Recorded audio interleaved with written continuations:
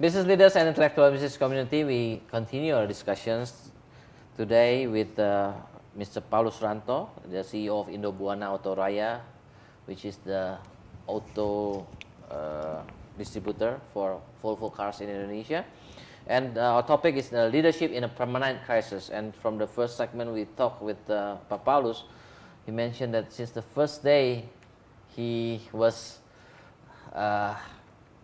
titled as the CEO, the company is in crisis every day. Up to now, he managed to go through this crisis for, I think, 4 years.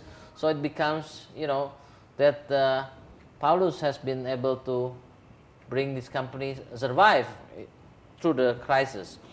And what we learned from this article is that persons are, sometimes they are warned by crisis at the emergency phase. So at the emergency phase, they put a lot of attentions. They know this is the crisis, and then they put their best effort to deal with the crisis.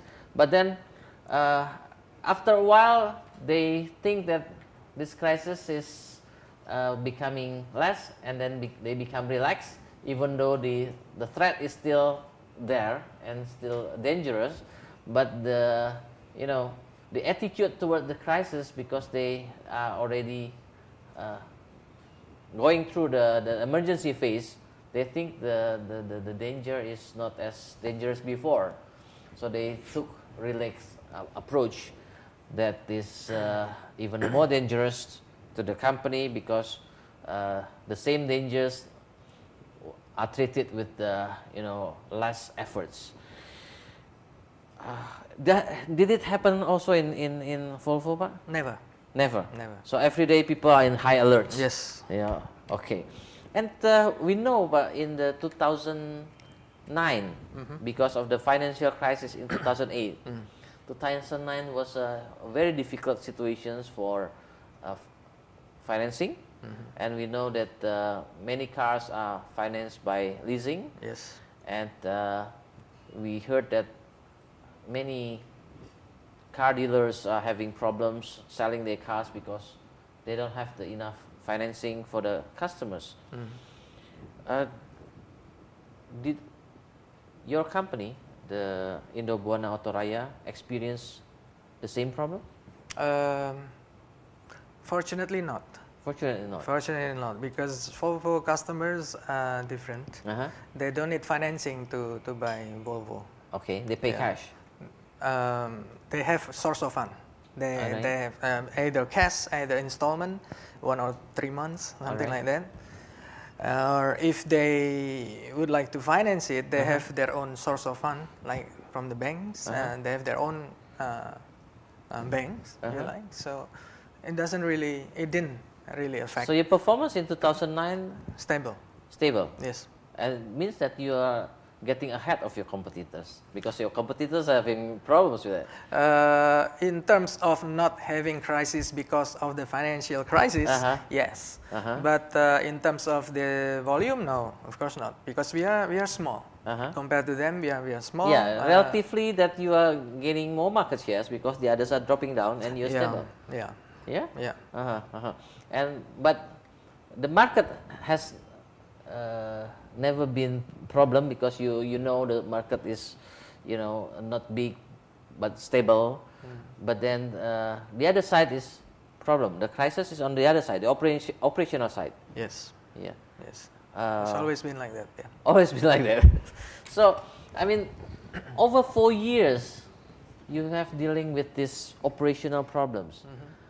While market is something often out of our control, because the market sometimes we cannot dictate the market, but operation actually is in our hands of how we are going to do the business. Yes. Yeah. So what are the obstacles for you to to change the operations so that it's not in a crisis anymore?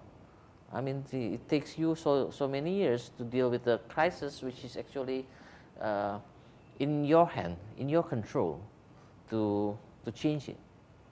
So it could be there are some problems that not in your control, that you can change it so that you can have this permanent crisis. Is that what you experience? First of all, it's the models first. First and foremost is the model. The model of? The models of Volvo in this case. All right. Yeah, because, and then in year 2000, Volvo has changed the model completely. Now become more trendy rather than boxy at the time. You know. But the remaining problem at the time was the price of the car itself. Because prior to 1998, we were doing completely knockdown operation, which enabled us to compete in the pricing sector.